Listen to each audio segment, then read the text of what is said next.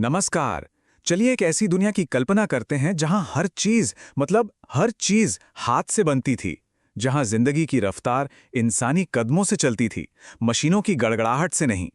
अब सोचिए कि अचानक मशीनें आ गईं और सब कुछ हमेशा के लिए बदल गया। आज हम उसी क्रांतिकारी दौर यानी औद्योगिकरण के युग की कहानी में उतरेंगे जिसने हमारी आज की दुनिया की नींव रखी। तो ये औद्योगिकरण है क्या आखिर?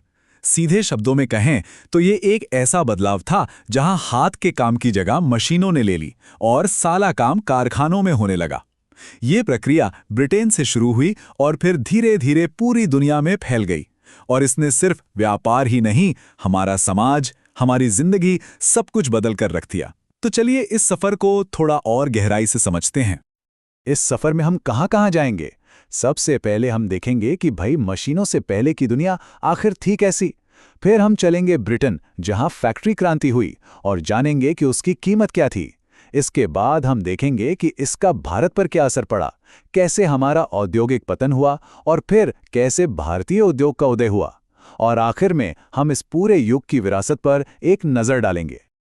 तो चलिए कहानी शुरू करते हैं फैक्ट्रियों के आने से भी पहले के दौर से। इतिहासकार इसे आदि औद्योगिकरण या प्रोटो इंडस्ट्रियलाइजेशन कहते हैं। ये एक दिलचस्प दौर था। आप सोच रहे होंगे, फैक्ट्रियां नहीं थीं तो बड़े पैमाने पर प्रोडक्शन कैसे होता था? होता था, लेकिन उसका तरीका अलग था। देखिए, 17वीं और 18वीं शताब्दी में यूरोप के शहरों में गिल्ड हुआ करते थे। ये कारीगरों और व्यापारियों के बड़े ताकतवर संगठन थे। इनकी एक तरह से मोनोपोली थी। ये उत्पादन और कीमतों पर पूरा कंट्रोल रखते थे और किसी नए व्यापारी को शहर में घुसने ही नहीं देते थे। इसी वजह से नए व्यापारी ने एक नया रास्ता निकाला। उन्होंने गांव का रुख किया। तो ये सिस्टम काम कैसे करता था? बड़ा सीधा साधा था। व्यापारी गांव के किसानों और कारीगरों को एडवांस पैसा देते थे, कच्चा माल देते थे और उनसे अपने लिए सामान बनवाते थे। गांव के लोगों के लिए ये बहुत अच्छा था। जब खेतीबाड़ी से आमदनी कम हो जाती तो घर के सभी लोग मिलकर ये काम करते और उनकी कमाई हो जाती थी। इस तरह शहर के बाजार और गांव के घर एक बड़े नेटवर्क से जुड़ गए थे। और फिर सब कुछ बदल गया। वो तूफानी बदलाव आया जिसने हाथ के काम को हमेशा के लिए पीछे छोड़ दिया।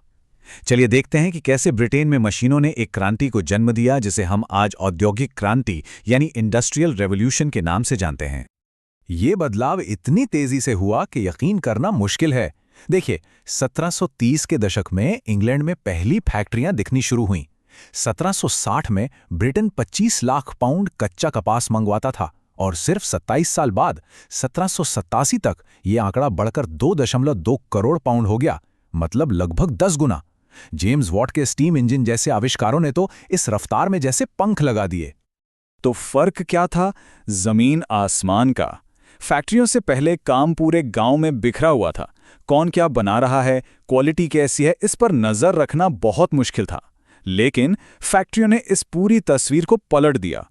रिचर्ड आर्कराइट जैसे लोगों ने सूती मिल बनाई, जहां सारी महंगी मशीनें और सारे मजदूर एक ही छत के नीचे आ गए। अब उन पर निगरानी रखना, क्वालिटी कंट्रोल करना, सब कुछ आसान हो गया।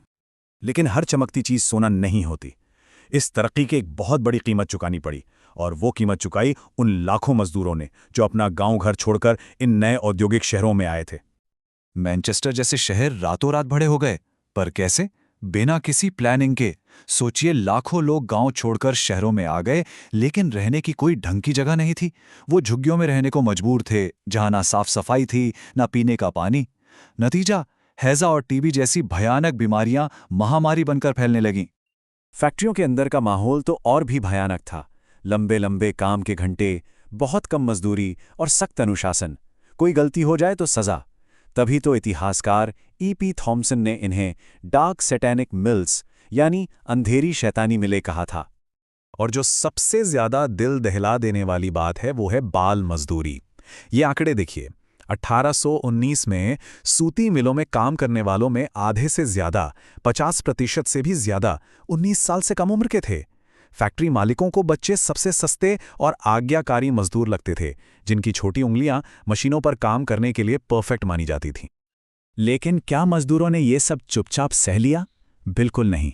उन्होंने इन अमानवीय हालातों के खिलाफ आवाज़ उठाई। उन्होंने हड़तालें की, ट्रेड यूनियन बनाए और अपने अधिकारों के लिए एक लंबी लड़ाई लड़ी। और इसी संघर्ष का नतीजा था कि सरकारों को मजदूरों की सुरक्षा के लिए फैक्ट्री एक्ट जैसे कानून बनाने पड़े। अब कहानी का रुख भारत की तरफ मोड़ते हैं। जब ब्रिटेन में ये सब हो रहा था तो उसका असर हम पर क्या पड़ रहा था। यहाँ की कहानी थोड़ी अलग थी और ज्यादा दर्दनाक भी। कहते हैं ना, किसी का फायदा किसी का नुकसान। ब्रिटेन का फायदा भारत का बहुत बड़ा नुकसान साबित हुआ। एक समय था जब भारत का कपड़ा पूरी दुनिया में मशहूर था। हम दुनिया के सबसे बड़े एक्सपोर्टर थे। और अब ब्रिटेन की मशीनों से बना सस्ता कपड़ा हमारे ही बाजारों में भर गया और हमारे लाखों बुनकरों को बर्बाद कर गया। और ये सब किया किसने? ईस्ट इंडिया कंपनी ने। उन्होंने बड़ी चालाकी से भारत के पूरे कपड़ा व्यापार पर कब्जा कर लिया।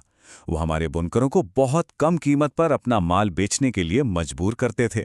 नतीजा ये हुआ कि लाखों कारीगरों की रोजी रोटी छिन गई और हमारा सदियों पुराना हुनर दम तोड़ने लगा। लेकिन अंधेरे के बाद सुबह होती है। भारत ने भी इस चुनौती का जवाब दिया। अब देखते हैं कि कैसे भारतीय उद्यमियों का एक नया वर्ग सामने आया। इस मुश्किल दौर में भी कुछ ऐसे हिंदुस्तानी थे जिन्होंने हार नहीं मानी। द्वारकानाथ टैगोर, जमशेदजी टाटा और बिरला परिवार जैसे दूरदर्शी लोगों ने अंग्रेजों के बनाए नियमों के बावजूद जूट, कपास और स्टील जैसे सेक्टर में अपने कारखाने लगाए। धीरे धीरे बम्बई, कलकत्ता और मद्रास जैसे शहरों में भारत की अपनी फैक्ट्रियां लगने लगीं। रेलवे और नए बंदरगाहों से भी मदद मिली। और जब स्वदेशी आंदोलन शुरू हुआ और विदेशी माल के बहिष्कार की बात हुई तो इसने भारतीय उद्योगों को एक जबरदस्त बूस्ट दिया। तो इस पूरे युग ने हमें विरासत में क्या दिया? इसकी छाप आज भी हमारी दुनिया पर कैसी है? चलिए इसका सार समझते हैं। इसकी विरासत सच कहें तो दो मुही है। एक तरफ है जबरदस्त तरक्की, नए आविष्कार, ग्लोबल ट्रेड, आधुनिक अर्थव्यवस्थाएं, ये सब इसी दौर की देन हैं। तो दूसरी तरफ है इसका स्याह पहलू, भयंकर सामाजिक असमानता, मजदूरों का शोषण, भीड़ भाड़ वाले शहर और पर्यावरण की वो चुनौतियां जिनसे हम आज भी जूझ रहे हैं। और यहीं आकर हम उस एक सवाल पर रुक जाते हैं जो तब भी जरूरी था और आज भी है कि तरक्की, ये प्रोग्रेस आखिर किसके लिए है? जब हम विकास की बात करते हैं तो ये पूछना जरूरी हो जाता है कि इसका फायदा किसे मिल रहा है और इसकी असली कीमत कौन चुका रहा है। यही वो सवाल है जो हमारे आज और हमारे आने वाले कल को तय करेगा।